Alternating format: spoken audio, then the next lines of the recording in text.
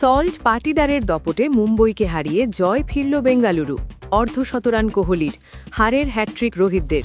বৈভব সূর্যবংশীর কাছে হেরে গেলেও রোহিত শর্মার কাছে হারলেন না।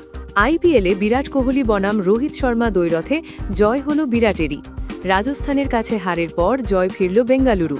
বৈভব সূর্যবংশীর কাছে হেরে গিয়েছিলেন, কিন্তু রোহিত শর্মার কাছে হারলেন না। আইপিএলে বিরাট কোহলি বনাম রোহিত শর্মা দ্বৈরথে জয় হল বিরাটেরই। রাজস্থানের কাছে হারের পর জয় ফিরল বেঙ্গালুরু, তবে তৃতীয় স্থানেই থাকল।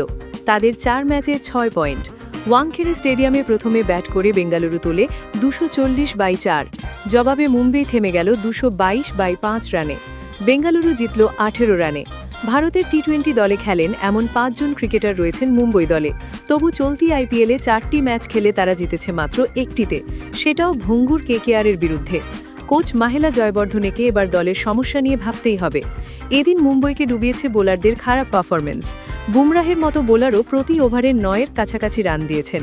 এদিনও তিনি উইকেট পাননি, অর্থাৎ 4টি ম্যাচের একটিতেও উইকেট এলো না। বাকি বোলারেরাও পাতে দেওয়ার মতো নয়। বেঙ্গালুরুর ফিল সল্ট এবং রজত পাটিদার ছেলে খেলা করেছেন। মাথার ওপর 240 রানের বোঝা নিয়ে রান তাড়া করতে নেমেছিল মুম্বই। পাওয়ার প্লে সুবিধা ওঠানোর চেষ্টা করেন দুই ওপেনার রায়ান রিকেলটন।